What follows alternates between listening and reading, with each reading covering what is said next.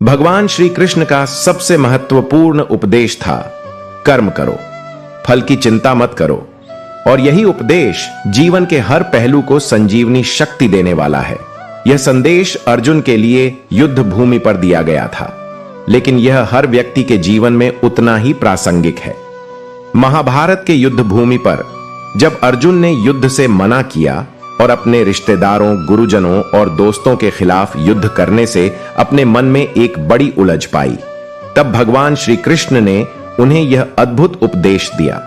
श्री कृष्ण ने अर्जुन से कहा कि तुम्हारा कर्तव्य है कि तुम अपने कर्म को पूरे समर्पण और निष्ठा से करो, लेकिन परिणाम की चिंता मत करो। कर्म करने का अधिकार तुम्हारे पास है, लेकिन उसके परिणाम पर तुम्हारा कोई अधिकार नहीं।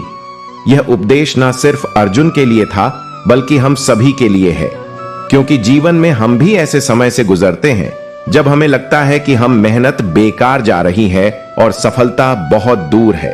हम सभी कभी ना कभी यह सोचते हैं कि हमारी कोशिशें परिणाम में बदलने वाली नहीं है, लेकिन श्री कृष्ण ने हमें यह सिखाया कि कर्म का सही तरीके से पालन करना सबसे बड़ा फल है, और इसका कोई प्रत्यक्ष परिणाम जल्द ना भी मिले तब भी हमारा कर्म पूरी तरह से सार्थक होता है। हम जितना ज्यादा अपने कर्म पर ध्यान देंगे और जितना कम परिणाम की चिंता करेंगे, उतना ही अधिक शांति और संतुष्टि मिलेगी। भगवान श्री कृष्ण ने अर्जुन से कहा कि जब तक तुम अपने कर्म को स्वार्थ से मुक्त होकर और बिना किसी अपेक्षाओं के नहीं करोगे, तब तक तुम्हें असली शांति और संतोष नहीं मिलेगा। हमारे जीवन में यही सबसे बड़ी चुनौती होती है, स्वार्थ और अपेक्षाएं। हम जब भी कोई काम करते हैं, हमारे मन में एक परिणाम की भावना होती है।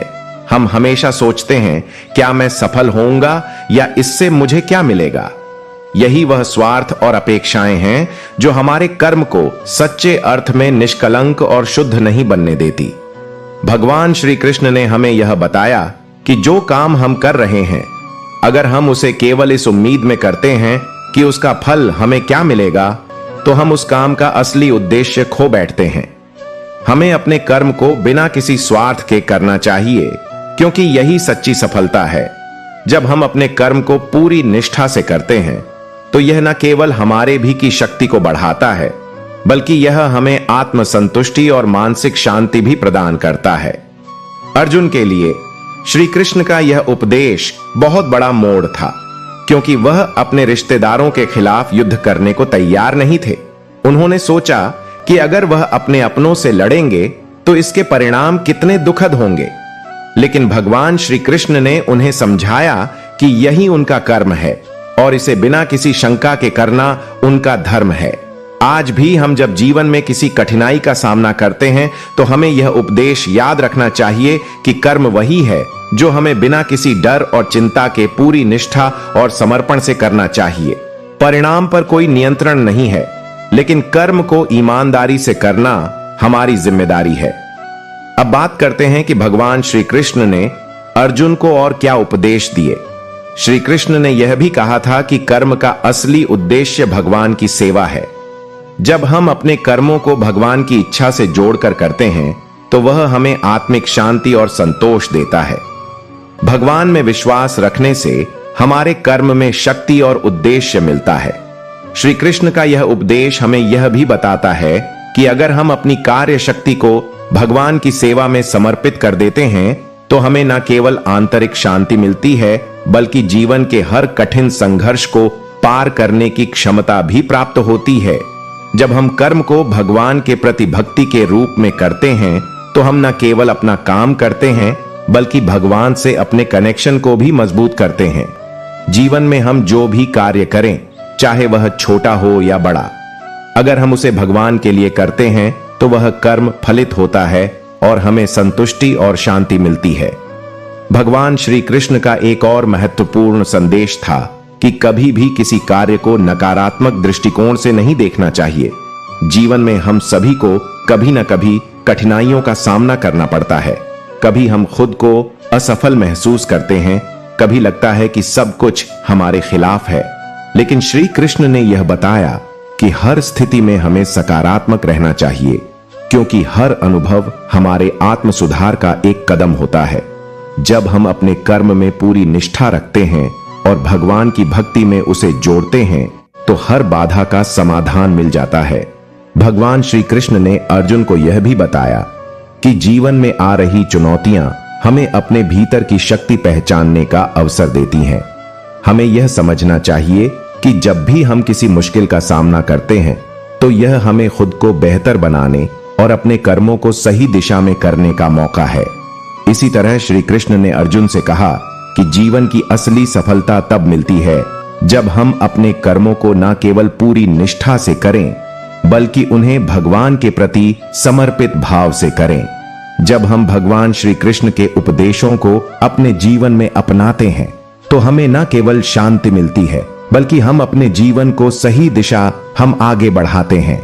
श्री कृष्ण ने यह भी बताया कि हर कार्य चाहे वह कितना भी छोटा क्यों ना हो, अगर हम उसे भगवान के लिए करते हैं तो वही कार्य हमारे लिए उत्तम बन जाता है। यह उपदेश हमें यह सिखाता है कि हमें हर कार्य को सच्चे मन से करना चाहिए और हर समय भगवान के प्रति अपनी भक्ति और समर्पण को बनाए रखना चाहिए। जब हम इस रास्ते पर चलेंगे तो हमें जीवन में सफलता और शांति प्राप्त होगी।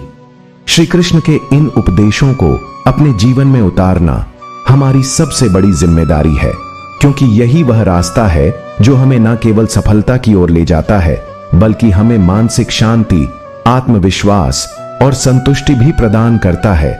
जब हम भगवान के इस महान संदेश को अपने जीवन में लागू करते हैं तो कोई भी कठिनाई हमें रोक नहीं सकती, क्योंकि हमें यह विश्वास हो जाता है कि हमारे कर्मों का वास्तविक उद्देश्य भगवान की सेवा और भक्ति है।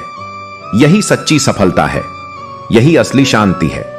प्राचीन समय की बात है जब एक छोटे से गांव में एक युवक रहता था जिसका नाम अर्जुन था। अर्जुन गांव के सबसे ईमानदार और मेहनती व्यक्ति के रूप में जाना जाता था। उसकी निष्ठा और कड़ी मेहनत की वजह से उसे सभी गांव वाले बहुत सम्मान देते थे। वह हर काम को पूरी ईमानदारी से करता था, लेकिन वह हमेशा यही सोचता था कि चाहे कितना भी मेहनत कर लो, कभी ना कभी तो उसे इसका फल जरूर मिलेगा। वह काम करने में लगे रहता था, लेकिन फल की चिंता हमेशा उसे परेशान करती थी। एक दिन गांव में एक महात्मा पहुंचे जिनका नाम कृष्ण था। कृष्ण एक बहुत ही ज्ञानी और अनुभवी योगी थे। उनका नाम दूर दूर तक फैल चुका था और लोग उनकी शिक्षाओं के लिए तरसते थे।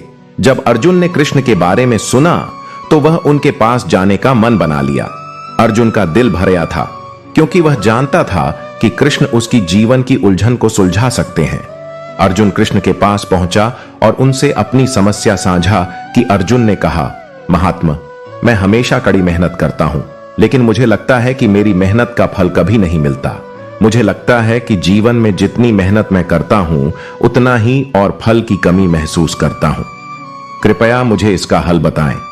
कृष्ण मुस्कुराए और बोले, अर्जुन, तुम्हारी मेहनत में कोई कमी नहीं है, लेकिन तुम्हारी सोच में कमी है। तुम्हें अपनी मेहनत का फल चाहिए, लेकिन तुम्हें यह समझना होगा कि कर्म ही सबसे महत्वपूर्ण है, न कि उसके फल की चिंता। अर्जुन हैरान होकर कृष्ण से बोला, कृष्ण, लेकिन मैं तो हमेशा अपने काम का अच्छा फल चाहता हूं। मुझे लगता है कि जब तक मैं अच्छा फल नहीं पाऊंगा तब तक मेरी मेहनत व्यर्थ होगी। कृष्ण ने अर्जुन को शांत करते हुए कहा, अर्जुन, तुम्हारी यह सोच गलत है। तुम सिर्फ कर्म पर ध्यान दो, फल की चिंता छोड़ दो। जब तुम अपनी मेहनत के फल की चिंता करते हो तो तुम्हारा मन अशांत हो जाता है। तुम कभी संतुष्ट नहीं हो पाते, क्योंकि तुम्हारे मन में हमेशा फल की उम्मीद रहती है। लेकिन यदि तुम अपने कर्म को निस्वार्थ भाव से करोगे तो तुम्हें न केवल मानसिक शांति मिलेगी, बल्कि तुम्हारा कर्म ही तुम्हारे लिए सबसे बड़ा फल बन जाएगा। महत्वपूर्ण बात यह है कि हम अपने कर्मों को पूरी निष्ठा और ईमानदारी से करें। जैसे तुम्हें खेत में काम करते समय अपने हल की धार पर ध्यान रखना होता है, वैसे ही तुम्हें अपने कर्म पर ध्यान देना चाहिए। तुम जितना अच्छा काम करोगे उतना अच्छा फल मिलेगा, लेकिन उसके लिए चिंता नहीं करनी चाहिए। जब तुम फल की चिंता छोड़ दोगे तो तुम्हारे काम में खुशी और संतुष्टि आ जाएगी। यही जीवन का असली सार है। अर्जुन अब कृष्ण की बातों को समझने लगा। उसने महसूस किया कि उसने अब तक जितने भी काम किए थे वह हमेशा फल की चिंता करता रहा था और इसलिए उसे कभी भी पूर्ण संतुष्टि नहीं मिली। कृष्ण की बातों ने उसकी आंखें खोल दी। उसने संकल्प लिया कि अब वह सिर्फ अपने काम को सच्चाई और निष्ठा से करेगा।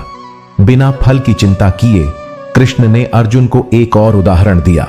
उन्होंने कहा, जैसे कोई किसान अपने खेतों में बीज बोता है और उसे उगने के लिए प्रकृति पर छोड़ देता है, वैसे ही तुम्हें अपने कर्मों के साथ करना चाहिए।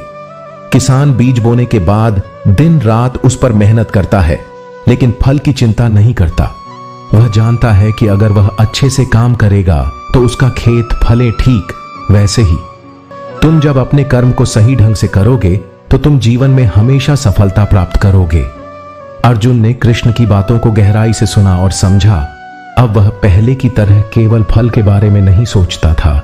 उसने अपनी पूरी ऊर्जा और ध्यान अपने कर्मों में लगा दिया। उसने अपने कार्यों में न केवल समर्पण और निष्ठा दिखाई, बल्कि उसने दूसरों की मदद भी करना शुरू कर दिया। उसकी मेहनत में न केवल विकास हुआ, बल्कि उसकी मानसिक शांति और संतुष्टि भी बढ़ी। उसने समझा कि फल की चिंता ना करके जब वह सिर्फ अपने कर्मों पर ध्यान केंद्रित करता था तो जीवन बहुत आसान और खुशहाल हो जाता था। कुछ समय बाद गांव के लोग अर्जुन के बदलाव को देख रहे थे। उन्होंने देखा कि अब वह पहले से ज्यादा खुश, शांत और आत्मविश्वास से भरा हुआ था। उसके कर्मों में अब कोई थकान या तनाव नहीं था। उसके काम में इतनी निपुणता और सरलता थी कि लोग उसे देखकर प्रेरित होते थे। कृष्ण की शिक्षा ने अर्जुन के जीवन को पूरी तरह से बदल दिया था। अब अर्जुन किसी भी कार्य को बिना किसी स्वार्थ या अपेक्षाओं के करता था और उसका दिल सच्ची खुशी से भर जाता था। वह दिन आ गया जब कृष्ण ने अर्जुन से कहा, अब तुमने जीवन के असली उद्देश्य को समझ लिया है। तुमने अपने कर्म को निःस्था भाव से किया है और यही सच्ची सफलता है। भगवान के साथ जो विश्वास रखते हैं और जिनका मन भगवान के प्रति समर्पित होता है, वह कभी भी हारे नहीं सकते। अर्जुन ने कृष्ण का आभार व्यक्त किया और अपने जीवन को इस नए दृष्टिकोण के साथ जीने का संकल्प लिया। इस तरह भगवान श्री कृष्ण के उपदेश ने अर्जुन के जीवन को संजीवनी दी और उसने अपने कर्म को न केवल बेहतर बनाया, बल्कि अपने जीवन को भी सशक्त और संतुष्ट किया। यही उपदेश आज भी हमारे जीवन में उतना ही प्रासंगिक है। अगर हम अपने कर्मों को ईमानदारी, निष्ठा और भगवान के प्रति समर्पण के साथ करते हैं तो हम न केवल सफलता प्राप्त करेंगे, बल्कि हमें मानसिक शांति, आत्मविश्वास और संतुष्टि भी मिलेगी। भगवान श्री कृष्ण ने हमें जीवन के सबसे महत्वपूर्ण सिद्धांतों से अवगत कराया है और उनका सबसे शक्तिशाली संदेश है, जो तुम सोचते हो वही तुम बन जाते हो। यही उपदेश अर्जुन को दिया गया था जब वह महाभारत के युद्ध में अपने मन में भय और शंका को पालने लगे थे। श्री कृष्ण ने अर्जुन से कहा कि तुम्हारा मन तुमसे बहुत प्रभावी रूप से काम करता है और यदि तुम अपने विचारों को सही दिशा में लगाते हो तो तुम्हारी शक्ति भी अनमोल हो सकती है। मनुष्य का मन ही उसकी वास्तविकता का निर्माता होता है। जब हम नकारात्मक विचारों और डर को अपने मन में जगह देते हैं तो हम अपने कर्मों और जीवन को भी उसी दिशा में मोड़ देते हैं। लेकिन जब हम सकारात्मकता, विश्वास और निष्ठा के साथ अपने मन को प्रशिक्षित करते हैं तो हमारे कर्म खुद संगीत बखुदा करने के लिए अनिवार्य है। यह सिद्धांत केवल अर्जुन के लिए ही नहीं, बल्कि हम सभी के लिए महत्वपूर्ण, क्योंकि हमारी सोच ही हमारे जीवन की दिशा तय करती है। अगर हम अपने विचारों को सही दिशा में लगाते हैं तो हमारे कर्म भी सही दिशा में होंगे और हम अपने लक्ष्यों को हासिल कर सकते हैं। श्री कृष्ण के उपदेशों का एक और महत्वपूर्ण पहलू था, ध्यान से काम करो, हर कार्य में समर्पण रखो। श्री कृष्ण ने अर्जुन से कहा था कि अगर तुम किसी कार्य को शुरू करते हो तो उसे पूरा करने तक उसका समर्पण बनाए रखो। अक्सर हम जीवन में अपने कार्यों को अधूरा छोड़ देते हैं या हम किसी कारणवश किसी कार्य में ध्यान केंद्रित नहीं कर पाते। भगवान श्री कृष्ण ने हमें यह सिखाया कि किसी भी कार्य में ध्यान केंद्रित करना और उसे पूरे समर्पण से करना ही सफलता की कुंजी है। जब हम किसी भी कार्य को अपने मन, बुद्धि और आत्मा से समर्पित होकर करते हैं तो वह कार्य स्वयं सफलता की ओर बढ़ता है। यह सिद्धांत सिर्फ युद्ध के मैदान तक सीमित नहीं है, बल्कि हमारे रोजमर्रा के जीवन में भी लागू होता है। चाहे हम कोई छोटा सा कार्य कर रहे हो या बड़े निर्णय ले रहे हो, अगर हम उसे ध्यान पूर्वक और समर्पित भाव से करेंगे तो तो हमारे जीवन में भी शांति और संतुष्टि आएगी। भगवान श्री कृष्ण ने एक और महत्वपूर्ण बात कही थी जो वर्तमान में है, उसी में खुश रहो। अक्सर हम भविष्य के बारे में सोचते रहते हैं या अतीत की गलतियों को लेकर पछताते रहते हैं। श्री कृष्ण ने हमें यह सिखाया कि जीवन का वास्तविक आनंद वर्तमान में है और हमें जो भी काम कर रहे हैं उसमें अपना ध्यान लगाना चाहिए। जो पल हम जी रहे हैं वही सबसे महत्वपूर्ण है। अगर हम हमेशा भविष्य या अतीत में खोए रहते हैं तो हम वर्तमान के महत्व को समझ ही नहीं पाते। श्री कृष्ण का यह उपदेश हमें यह समझने में मदद करता है कि हमें अपनी पूरी ऊर्जा और ध्यान वर्तमान पर लगाना चाहिए, क्योंकि यही हमारे हाथ में है। जब हम वर्तमान में संतुष्ट और खुश रहते हैं तो हम अपने भविष्य को भी बेहतर बना सकते हैं। यह उपदेश न केवल मानसिक शांति का कारण बनता है, बल्कि यह हमें जीवन को अच्छे से जीने की कला भी सिखाता है। श्री कृष्ण का यह उपदेश जीवन के हर मोड़ पर प्रासंगिक है, क्योंकि जब हम हर पल को पूरी निष्ठा और समर्पण के साथ जीते हैं तो हम असल में भगवान की कृपा और मार्गदर्शन से जुड़े रहते हैं। जब हम वर्तमान में जीने की कोशिश करते हैं तो हम आत्मविश्वास से भर जाते हैं और यह विश्वास हमें हमारे कार्यों में सफलता दिलाने में मदद करता है। श्री कृष्ण का यह संदेश हमें यह भी सिखाता है कि जीवन में कुछ भी स्थिर नहीं है और बदलाव एक अवश्य भावी हिस्सा है। जो कुछ भी हो रहा है वह एक प्रक्रिया है और हमें इसका हिस्सा बनना चाहिए। बिना किसी डर या तनाव के भगवान श्री कृष्ण ने इस बारे में भी कहा था कि जीवन में जो कुछ भी हो रहा है उसका उद्देश्य हम हमारे आत्मिक विकास को बढ़ाना है।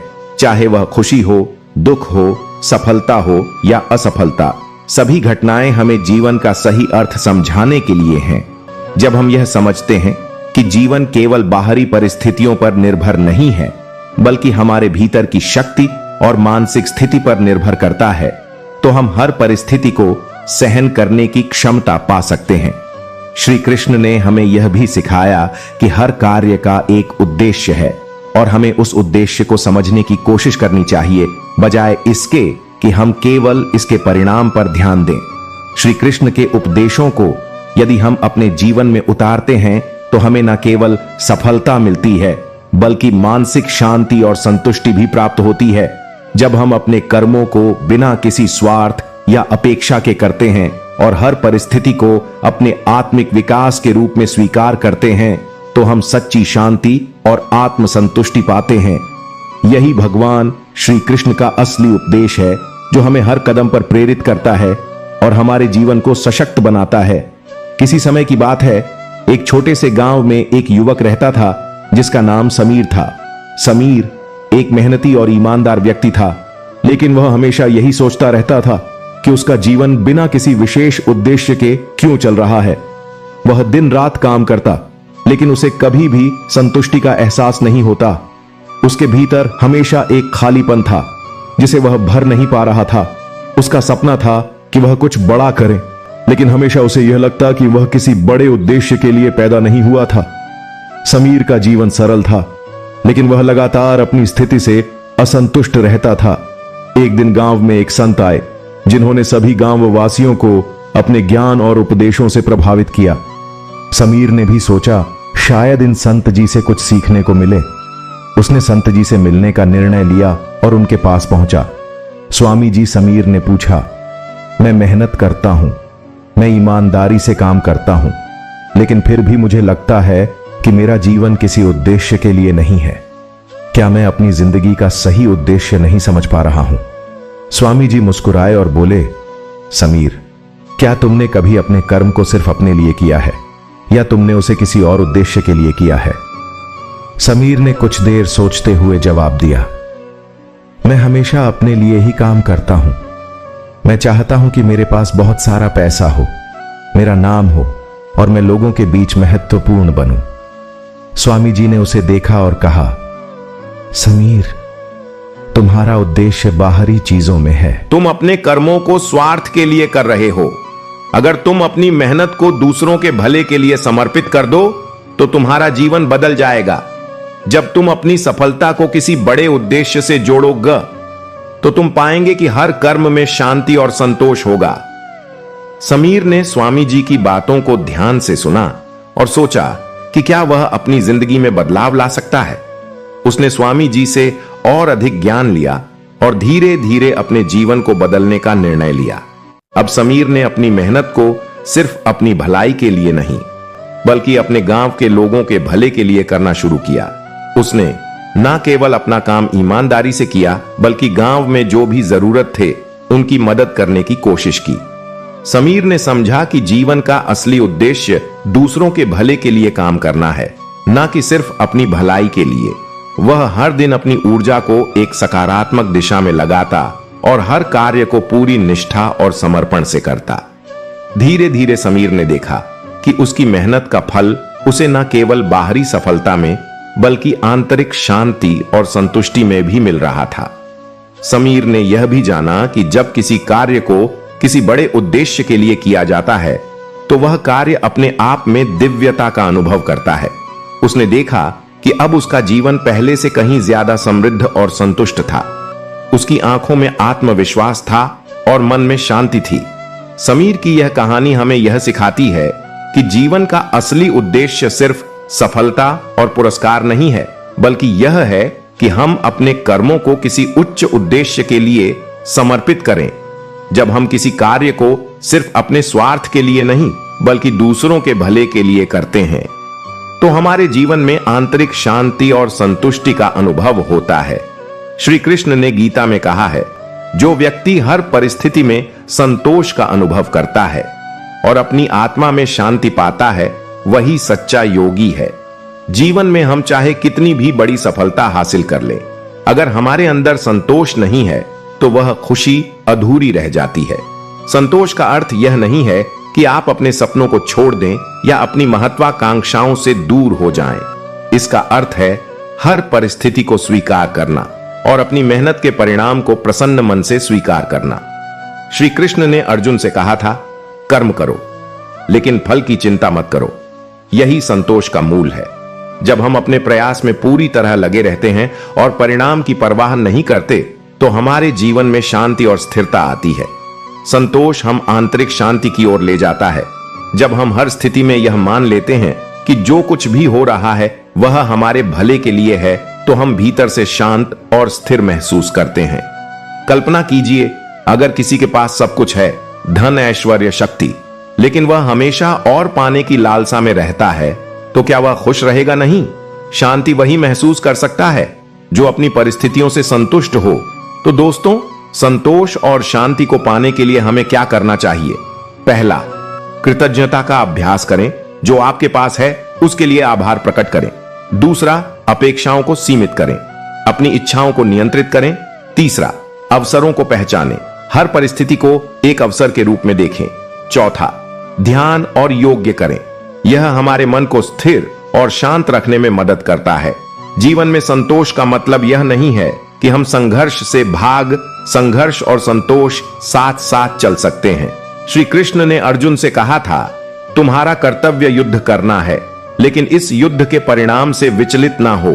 संघर्ष में भी अगर हम संतोष का भाव रखेंगे तो हमारी ऊर्जा सही दिशा में जाएगी और हम बेहतर परिणाम पा सकेंगे। श्री कृष्ण हमें यह सिखाते हैं कि संतोष वह अवस्था है जहां हमारी आत्मा शांत होती है। यह वह अवस्था है जहां हम बाहरी चीजों पर निर्भर नहीं रहते, बल्कि अपनी आंतरिक शक्ति और शांति पर भरोसा करते हैं। उन्होंने कहा, जो व्यक्ति स्वयं में संतोष का अनुभव करता है वह बाहरी सुखों के पीछे नहीं भागता। यही संतोष की सच्ची परिभाषा है। आज के समय में जब हर कोई दौड़ में लगा हुआ है, करियर की दौड़, सफलता की दौड़, पैसे की दौड़, संतोष का महत्व और भी बढ़ जाता है। अगर हम हर दिन यह तय करें कि हम जो कुछ भी कर रहे हैं उसमें अपना सर्वश्रेष्ठ देंगे और बाकी सब भगवान पर छोड़ देंगे, तो हमारा जीवन संतुलित और शांतिपूर्ण हो जाएगा। मान लीजिए, एक व्यक्ति नौकरी के लिए कड़ी मेहनत करता है, लेकिन उसे सफलता नहीं मिलती। अगर वह यह सोचकर दुखी होता है कि उसका प्रयास व्यर्थ गया, तो वह अपनी ऊर्जा खो देगा। लेकिन अगर वह यह मानकर चलता है कि भगवान ने उसके लिए बेहतर कुछ सोचा है, तो उसका आत्मविश्वास बना रहेगा। यही संतोष है। संतोष का अर्थ है हर परिस्थिति को भगवान की योजना मानना और धैर्य के साथ आगे बढ़ना। संतोष और आंतरिक शांति हमें जीवन में संतुलन बनाए रखने में मदद करते हैं। जब हम इन गुणों को अपनाते हैं तो हमारे फैसले और सोच में स्पष्टता आती है। याद रखें, संतोष का मतलब केवल शांत बैठना नहीं है, बल्कि अपने काम में पूरी लगन के साथ जुटे रहना है और यह विश्वास रखना है कि जो भी होगा वह हमारे भले के लिए होगा। तो दोस्तों, आज से हम यह तय करें कि हम संतोष का अभ्यास करेंगे। हम अपने काम में पूरी ईमानदारी और मेहनत से जुटेंगे, लेकिन परिणाम की चिंता छोड़ देंगे। हम अपने जीवन को आंतरिक शांति और संतुलन के साथ झिंगे। श्री कृष्ण कहते हैं, जो व्यक्ति संतोष में जीता है वही सच्चा विजेता है। आइए इस मार्ग पर चले और अपने जीवन को सार्थक बनाएं। बहुत समय पहले की बात है, एक राजा का राज्य संपन्न और समृद्ध था। उनके 3 पुत्र थे और तीनों ही अपनी अपनी तरह से बेहद योग्य और बुद्धिमान थे। राजा के जीवन का अंतिम समय आ चुका था और उन्हें तय करना था कि उनका उत्तराधिकारी कौन होगा। उन्होंने अपने तीनों पुत्रों को बुलाया और कहा, तुम तीनों में से जो भी सच्चे संतोष का रहस्य समझकर मेरे प्रश्न का उत्तर देगा, वही इस राज्य का अगला राजा बनेगा। राजा ने तीनों को अलग अलग दिशाओं में यात्रा पर भेजा और कहा, तुम्हें 3 महीने में संतोष का रहस्य समझकर लौटना है। तीनों राजकुमार अपने अपने मार्ग पर निकल पड़े। पहला राजकुमार धन और ऐश्वर्य के पीछे चला। उसने व्यापारियों, जमींदारों और धनवान व्यक्तियों से मुलाकात की। उसने सोचा कि संतोष का रहस्य धन में है। उसने खूब सारा सोना चांदी एकत्र किया और 3 महीने बाद खुशी खुशी अपने पिता के पास लौटा। उसने कहा, पिताजी, संतोष का रहस्य धन है। मैंने जितना धन चाहा वह पाया और अब मैं संतुष्ट हूं। दूसरा राजकुमार ज्ञान और विद्या की तलाश में गया। उसने विद्वानों, गुरुओं और रसियों से ज्ञान अर्जित किया।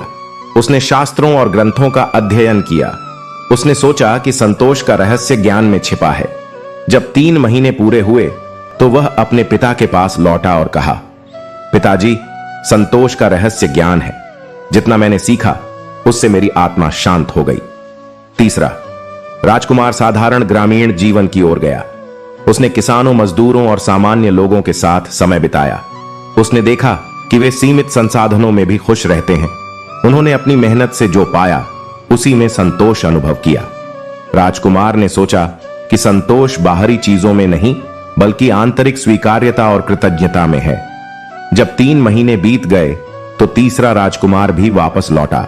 राजा ने उससे पूछा, संतोष का रहस्य क्या है? राजकुमार ने कहा, पिताजी, संतोष का रहस्य हमारे अंदर है। यह इस बात पर निर्भर करता है कि हम जो कुछ भी है उसे स्वीकार करते हैं और कृतज्ञता के साथ जीवन जीते हैं। धन और ज्ञान महत्वपूर्ण है, लेकिन उनका कोई मतलब नहीं अगर मन में शांति ना हो। मैंने यह सीखा कि संतोष पाने के लिए हमें वर्तमान में जीना और जो हमारे पास है उसकी कद्र करनी चाहिए। राजा ने यह सुनकर तीसरे राजकुमार को गले लगा लिया और कहा, तुमने सच में संतोष का रहस्य समझा है। धन और ज्ञान का महत्व है, लेकिन असली संतोष भीतर से आता है। तुम मेरे उत्तराधिकारी हो गए। इस घटना ने राज्य के लोगों को भी एक नई सीख दी। उन्होंने महसूस किया कि संतोष बाहरी चीजों में नहीं, बल्कि हमारे दृष्टिकोण और सोच में है। तीसरे राजकुमार ने अपने शासनकाल में हमेशा लोगों को यह सिखाया कि असली खुशी बाहरी उपलब्धियों में नहीं, बल्कि आंतरिक संतोष और शांति में है। सीख जीवन में संतोष पाने के लिए हमें बाहरी चीजों के पीछे भागने की बजाय अपनी आत्मा में झांकना चाहिए। संतोष का अर्थ है जो है उसे स्वीकार करना और हर परिस्थिति में शांति पाना। श्री कृष्ण गीता में कहते हैं, जो व्यक्ति अपने मन को नियंत्रित करता है वही सच्चा विजेता है। बाहरी शत्रु को हराना आसान है, लेकिन मन को वश में करना सबसे कठिन है। मनुष्य का मन बहुत चंचल होता है। यह एक पल में सोचता है कि उसे क्या करना चाहिए और अगले ही पल उलटी दिशा में भागता है। आत्मनियंत्रण का अर्थ है अपने विचारों और इच्छाओं को सही दिशा में मोड़ना। आत्मनियंत्रण वह शक्ति है जो हमें हमारी कमजोरियों पर विजय पाने में मदद करती है। जब मनुष्य अपनी इच्छाओं को नियंत्रित नहीं करता तो वह अपने जीवन का संतुलन खो देता है। श्री कृष्ण ने अर्जुन से कहा था, मनुष्य को अपने इंद्रियों का स्वामी बनना चाहिए, ना कि उनका दास। उदाहरण के लिए, अगर किसी को क्रोध आता है और वह बिना सोचे समझे प्रतिक्रिया करता है तो इससे न केवल संबंध बिगड़ते हैं बल्कि उसे भी नुकसान होता है। लेकिन अगर वही व्यक्ति आत्मनियंत्रण का अभ्यास करता है तो वह अपनी ऊर्जा को सकारात्मक दिशा में ले जा सकता है। तो दोस्तों, आत्मनियंत्रण को जीवन में लाने के लिए हमें 3 मुख्य बातें अपनानी चाहिए। पहली है जागरूकता। जब भी कोई नकारात्मक विचार या भावना हमारे मन में आए, हमें उसे पहचानना चाहिए।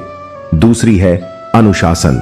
अनुशासन हमें अपनी इच्छाओं और लालसाओं पर काबू पाने में मदद करता है। और तीसरी है ध्यान और योग। श्री कृष्ण कहते हैं, ध्यान वह साधन है जो मन को शांत करता है और आत्मा को मजबूत बनाता है। जब हम ध्यान का अभ्यास करते हैं तो हमारा मन स्थिर होता है और हम अपनी सोच को स्पष्ट कर पाते हैं। आत्मनियंत्रण का एक और पहलू है अपने समय और ऊर्जा का सही उपयोग करना। बहुत बार हम अपनी ऊर्जा उन चीजों में बर्बाद कर देते हैं जो हमारे लिए अनावश्यक होती हैं। श्री कृष्ण ने कहा है, जो व्यक्ति अपनी ऊर्जा को सही दिशा में लगाता है वही अपने जीवन को सार्थक बना सकता है। मान लीजिए एक विद्यार्थी है जिसे पढ़ाई करनी चाहिए, लेकिन अगर वह अपना समय व्यर्थ की गतिविधियों में लगाता है तो वह अपने लक्ष्य से दूर हो जाएगा। लेकिन अगर वही विद्यार्थी आत्मनियंत्रण का अभ्यास करें और अपने समय को सही ढंग से उपयोग करें तो वह निश्चित रूप से सफल होगा। दोस्तों, आत्मनियंत्रण केवल व्यक्तिगत विकास के लिए ही नहीं बल्कि समाज और परिवार के लिए भी आवश्यक है। जब हम अपने क्रोध, ईर्ष्या और लालच को नियंत्रित करते हैं तो हमारे संबंध बेहतर होते हैं, परिवार में सामंजस्य बना रहता है और समाज में शांति का वातावरण बनता है।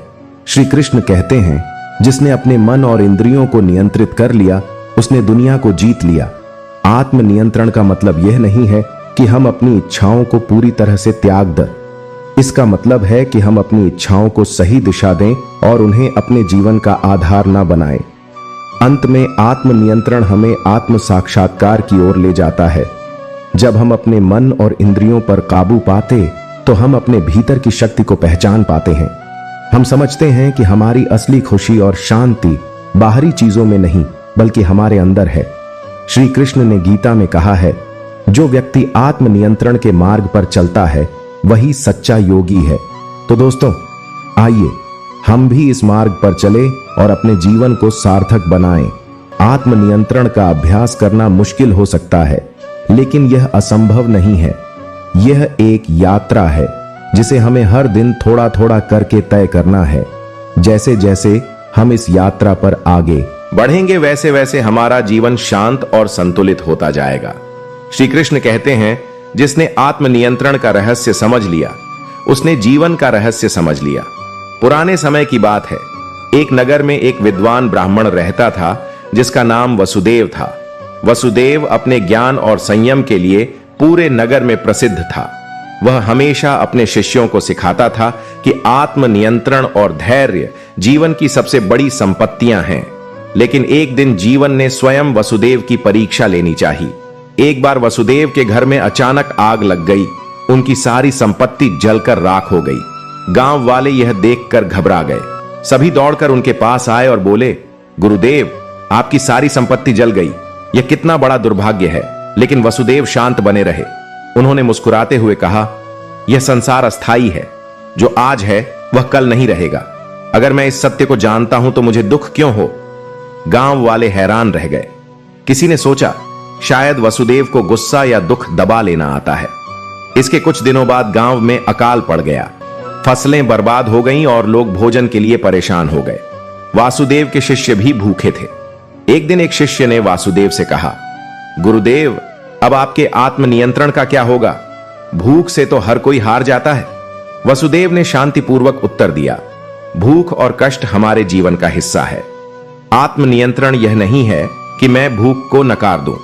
आत्मनियंत्रण यह है कि मैं भूख के बावजूद धैर्य न खो और अपनी ऊर्जा को सही दिशा में लगाऊं। अगर मैं अधीर होकर समाधान खोजने की बजाय दुख में डूब जाऊं तो समस्या और बढ़ेगी। गुरुदेव ने गांव वालों को संगठित किया। सभी ने मिलकर अपने संसाधनों को साझा किया। जंगल से फल और जड़ी बूटियां लाकर भोजन बनाया गया। कुछ ही दिनों में गांव में स्थिति संभलने लगी। गांव वालों ने महसूस किया कि वसुदेव का धैर्य और संयम ही उनकी सबसे बड़ी ताकत थी। एक दिन राजा को वसुदेव के धैर्य और आत्मनियंत्रण की कहानी पता चली। राजा स्वयं वसुदेव से मिलने आया और उनसे पूछा, गुरुदेव, आपने इतनी कठिनाइयों का सामना कैसे किया? मैं एक राजा होकर भी इतना शांत नहीं रह सकता। वासुदेव ने उत्तर दिया, राजन, आत्मनियंत्रण का अर्थ है कि हम परिस्थिति के गुलाम ना बने। हमें यह समझना चाहिए कि जीवन में हर चीज अस्थाई है। सुख और दुख दोनों समय के साथ चले जाते हैं। जो व्यक्ति इसे समझ लेता है वह अपनी ऊर्जा को सही दिशा में लगाता है और अपने मन को शांत रखता है। राजा ने वसुदेव के चरणों में गिरकर कहा, आपने मुझे जीवन का सबसे बड़ा सबक सिखा। मैं भी अब आत्मनियंत्रण का अभ्यास करूंगा।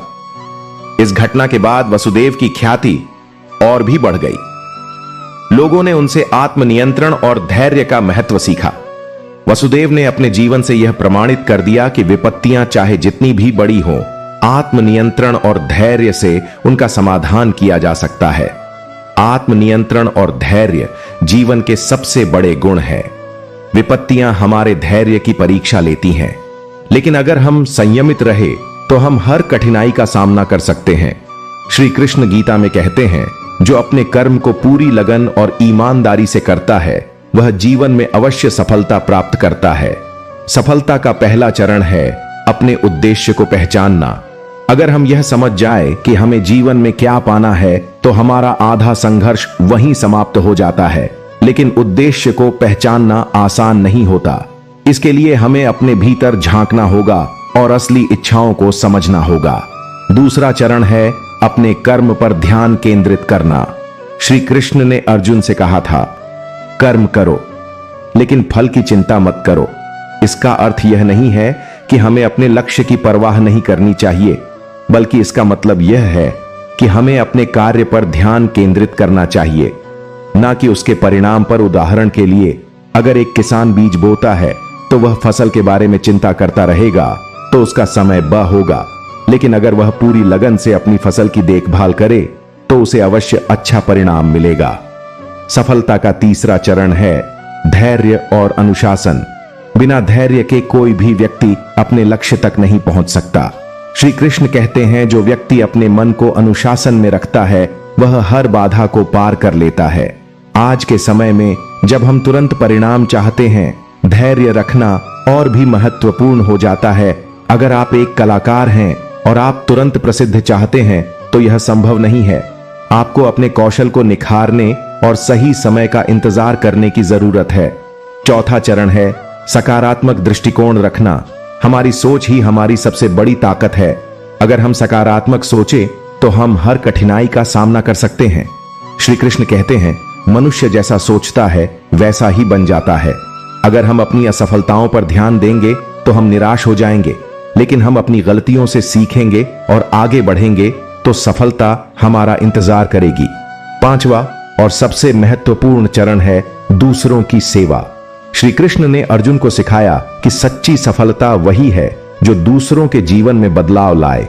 अगर आपकी सफलता केवल आपके लिए है तो वह अधूरी है, लेकिन अगर आपकी सफलता से समाज को लाभ होता है तो वह सच्ची सफलता है। उदाहरण के लिए, अगर एक वैज्ञानिक नई दवा खोजता है तो उसकी सफल न केवल उसकी मेहनत का फल है बल्कि समाज के लिए एक वरदान भी है। तो दोस्तों, सफलता का मार्ग मुश्किल हो सकता है लेकिन असंभव नहीं। हमें अपने उद्देश्य को पहचानना होगा, अपने कर्म पर ध्यान देना होगा, धैर्य और अनुशासन से आगे बढ़ना होगा, सकारात्मक रहना होगा और दूसरों के लिए प्रेरणा बनना होगा। श्री कृष्ण ने हमें यह सिखाया है कि सफलता केवल भौतिक चीजों में नहीं है। सच्ची सफलता वह है जो हमें आंतरिक शांति और संतोष दे। अंत में याद रखें कि सफलता एक यात्रा है, मंजिल नहीं। जैसे जैसे आप इस यात्रा पर आगे बढ़ेंगे वैसे वैसे आप अपने जीवन को अधिक सार्थक पाएंगे। श्री कृष्ण के शब्दों में सफलता वही है जो हमें अपने कर्तव्यों को पूरा करने और अपने जीवन को सार्थक बनाने में मदद करें। अब सोचिए, आप अपनी यात्रा में कहां हैं? क्या आप अपने उद्देश्य को पहचान चुके हैं? क्या आप अपने कर्म को पूरी निष्ठा से कर रहे हैं? अगर नहीं तो आज से शुरुआत करें। सफलता आपका इंतजार कर रही है। पुराने समय की बात है, एक छोटे से गांव में एक गरीब युवक अमृत रहता था। वह अपनी साधारण जिंदगी से संतुष्ट नहीं था। उसके मन में हमेशा यह सवाल उठता था कि जीवन का असली उद्देश्य क्या है और सफलता कैसे प्राप्त की जाए। वह रोज सोचता, क्या मेरे जीवन का यही मतलब है? क्या मैं केवल जीने के लिए पैदा हुआ हूं? एक दिन वह एक ज्ञानी संत के बारे में सुनता है जो पास के जंगल में रहते थे। लोग कहते थे कि वह हर सवाल का उत्तर जानते हैं। अमृत ने फैसला किया कि वह संत से मिलकर अपनी उलझनों का समाधान पूछेगा। अमृत संत के पास पहुंचा और उनसे पूछा, गुरुदेव, मैं गरीब हूं, लेकिन मेरे मन में बड़े सपने हैं। मैं जानना चाहता हूं कि सफलता का रहस्य क्या है। संत मुस्कुराए और बोले, सफलता का रहस्य जानने के लिए तुम्हें मेरी 3 परीक्षाओं को पार करना होगा। अमृत ने सहमति दी। पहली परीक्षा थी धैर्य की। संत ने अमृत को एक बगीचे में भेजा और कहा, यहां एक आम का पेड़ है। इसका फल सबसे मीठा है, लेकिन इसे पकने में समय लगेगा। जब तक यह पके तुम्हें यही इंतजार करना होगा। अमृत ने धैर्यपूर्वक इंतजार करना शुरू किया। दिन बीतते गए, लेकिन फल नहीं पका। गांव के लोग उसे देखकर हंसते और कहते, तू मूर्ख है, यहां बैठकर इंतजार करने से तेरा सपना पूरा नहीं हो। लेकिन अमृत ने उनकी बातों पर ध्यान नहीं दिया। आखिरकार महीनों बाद फल पक गया। उसने फल तोड़ा और संत के पास लेकर गया। संत ने कहा, तुमने पहली परीक्षा पास कर ली। धैर्य ही सफलता की पहली सीढ़ी है। दूसरी परीक्षा थी कर्म की। संत ने अमृत को एक सूखी नदी दिखाते हुए कहा, इस नदी को पार करो और दूसरी तरफ जो मंदिर है वहां दिया जलाओ। अमृत ने देखा कि नदी पार करना कठिन था, क्योंकि उसमें बड़े पत्थर थे, लेकिन उसने हार नहीं मानी। वह हर दिन पत्थरों को हटाने लगा। महीनों की मेहनत के बाद नदी का रास्ता साफ हो गया और वह मंदिर तक पहुंचकर दिया जला सका। संत ने कहा, तुमने दूसरी परीक्षा भी पास कर ली। कर्म करना ही सफलता का दूसरा चरण है। अब अंतिम परीक्षा थी दूसरों की सेवा। संत ने अमृत से कहा, इस गांव में बहुत से लोग भूखे हैं, तुम्हें इनके लिए भोजन की व्यवस्था करनी होगी। अमृत ने अपने पास जो कुछ भी था उसे बेच दिया और भूखों के लिए भोजन बनाया। धीरे धीरे गांव के लोग भी उसकी मदद करने लगे। संत ने कहा, यह अंतिम परीक्षा थी। सफलता तभी पूर्ण होती है जब वह केवल तुम्हारे लिए नहीं, बल्कि दूसरों के लिए भी उपयोगी हो। अमृत ने तीनों परीक्षाओं को पास कर लिया। संत ने उसे आशीर्वाद दिया और कहा, तुमने यह सीख लिया है कि सफलता केवल धन और प्रसिद्धि में नहीं है। यह धैर्य, कर्म और सेवा के मार्ग पर चलने से प्राप्त होती है। अमृत ने जीवन भर इन शिक्षाओं का पालन किया और एक दिन वह गांव का सबसे सम्मानित और प्रेरणादायक व्यक्ति बन गया। सफलता का मार्ग धैर्य, कर्म और सेवा से होकर गुजरता है। केवल अपने लिए नहीं, बल्कि दूसरों के लिए भी जीना ही सच्ची सफलता है। दोस्तों, जब हम जीवन में सफलता की तलाश करते हैं तो कई बार हमें ऐसे मार्ग मिलते हैं जो आसान नहीं होते। हमें कई कठिनाइयों और चुनौतियों का सामना करना पड़ता है, लेकिन यही वही पल होते हैं जब हमारी असली शक्ति का पता चलता है। हमें समझना होगा कि सफलता केवल अंत में मिलने वाली खुशी नहीं है, बल्कि यह हर उस कदम में है जो हम अपने उद्देश्य की ओर बढ़ते हुए उठाते हैं। श्री कृष्ण ने गीता में कहा था, कर्म करने से भाग्य बनता है, भाग्य से जीवन बदलता है और जीवन में सफलता प्राप्त होती है।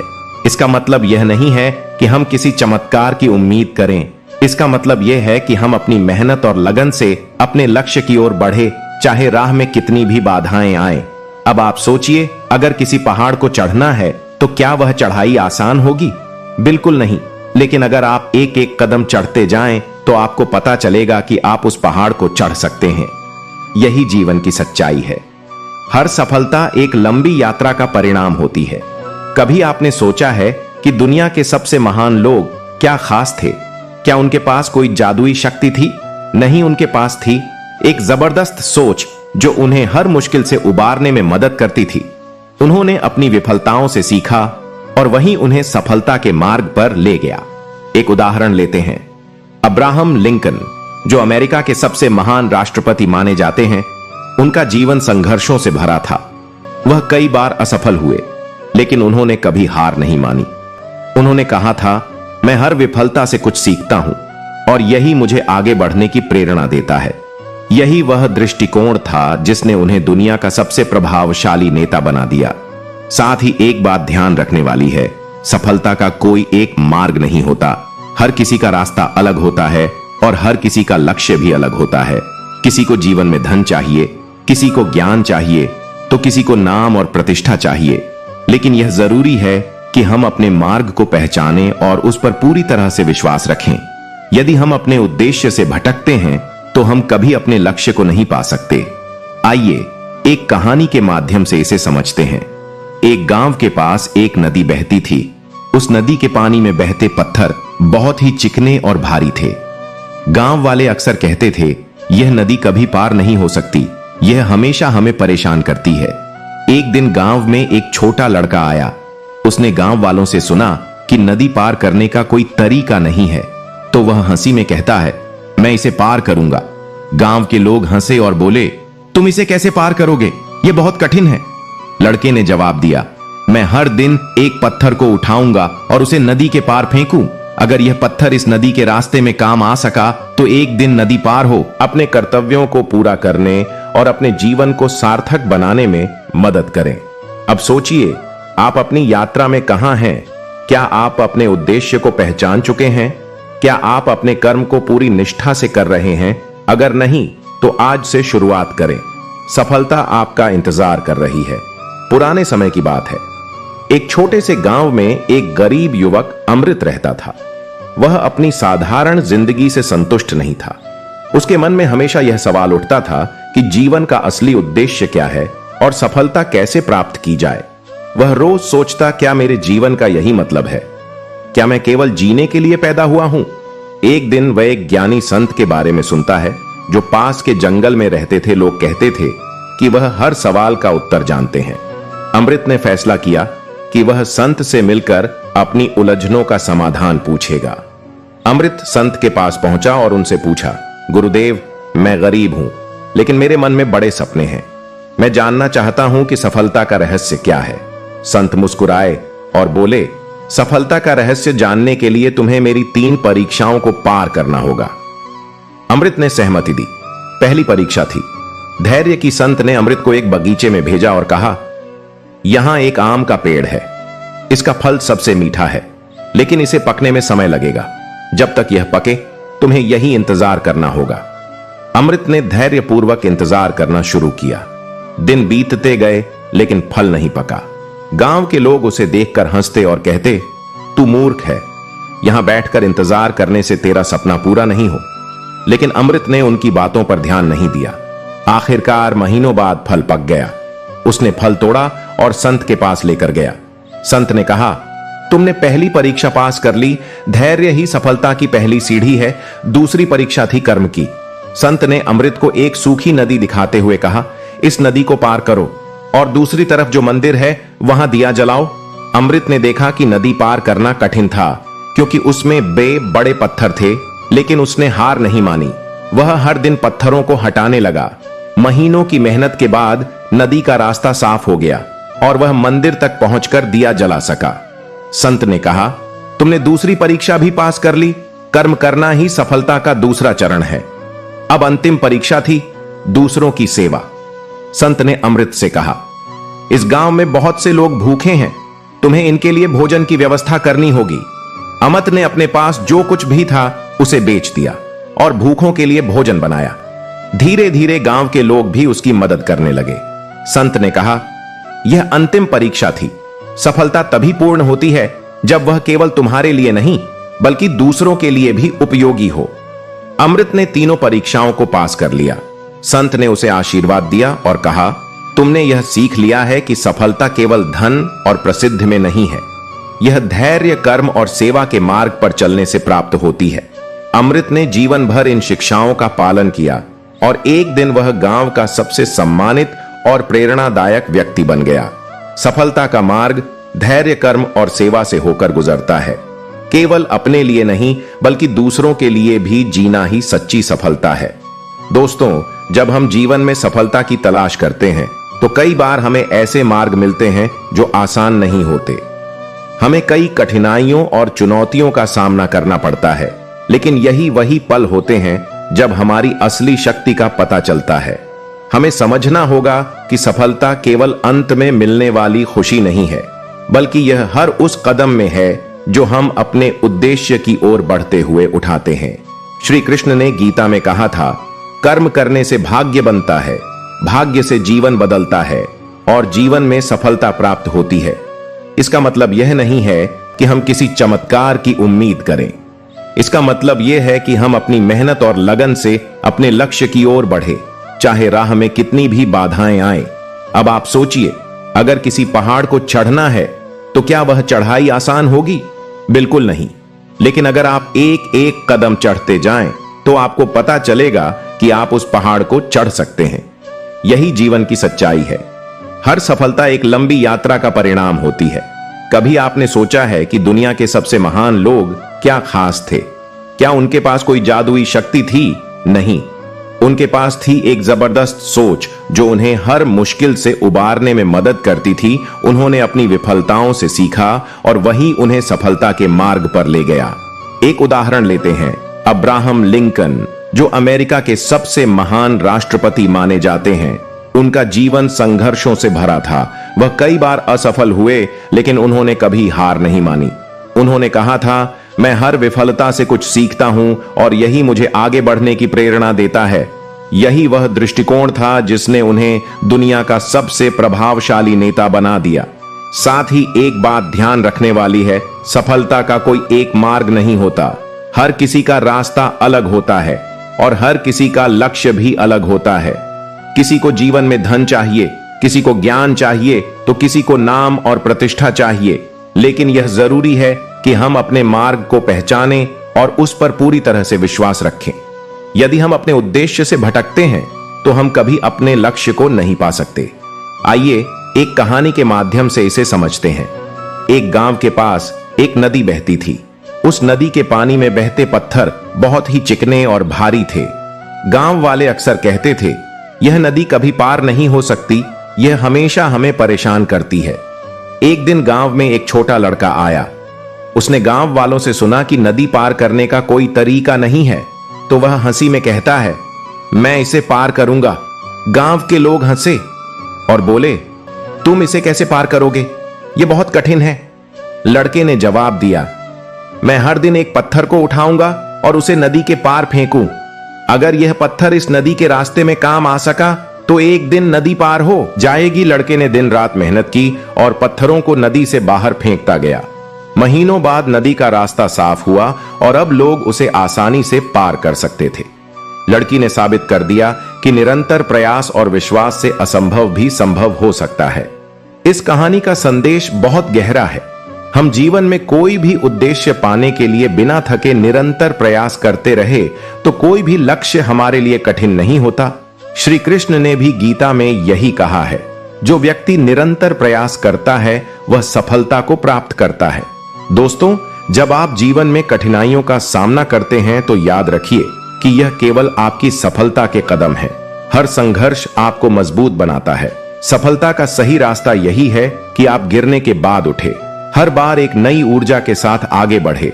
आपका उद्देश्य जो भी हो, बस उस पर विश्वास रखिए और उसे पाने के लिए पूरी तरह से समर्पित हो जाइए। इस समर्पण और मेहनत का ही परिणाम है सफलता। याद रखें, जैसा श्री कृष्ण ने अर्जुन से कहा था, तुम्हारा केवल एक कार्य है, अपना कर्म करना, परिणाम भगवान के हाथ में है।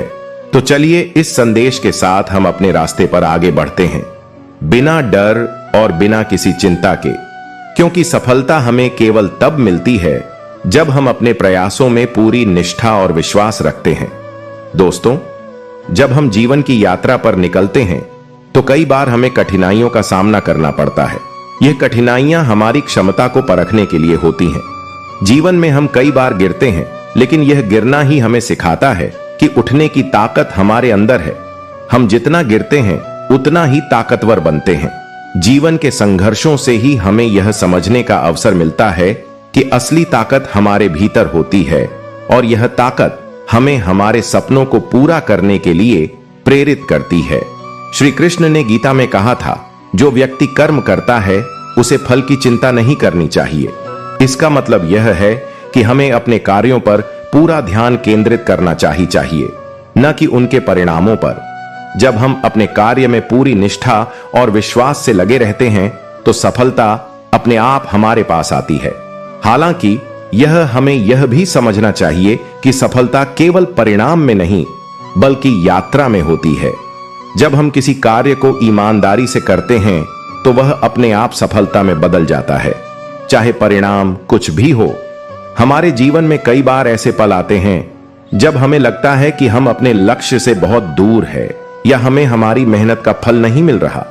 लेकिन यही वह समय होता है जब हमें अपनी आंतरिक शक्ति को जागृत करना चाहिए। यही समय होता है जब हमें अपनी दृढ़ता और विश्वास को बनाए रखना चाहिए। अगर हम एक कदम और बढ़ते हैं तो हमें सफलता का मार्ग दिखाई देने लगेगा। कभी आपने सोचा है कि आपके सामने आ रही समस्याएं और चुनौतियां वास्तव में आपके विकास का हिस्सा हो सकती हैं? जो समस्याएं हमें परेशान करती हैं, वही हमें जीवन के अनमोल पाठ सिखाती हैं। यही समस्याएं हमारे आत्मविश्वास को बढ़ाती हैं और हमें अपने लक्ष्य की ओर एक और कदम बढ़ने के लिए प्रेरित करती हैं। जब हम किसी कठिनाई का सामना करते हैं तो हमें यह समझना चाहिए कि यह हमें एक बेहतर इंसान बनाने के लिए होती है।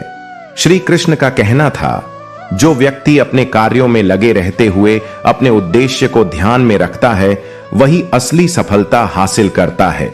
इसका मतलब यह है कि हम केवल अपने लक्ष्य पर ध्यान केंद्रित करें और पूरी निष्ठा से उस पर काम करें। किसी भी कार्य को करने के दौरान यदि हमारा ध्यान केवल परिणामों पर रहेगा तो हम उस काम को सही ढंग से नहीं कर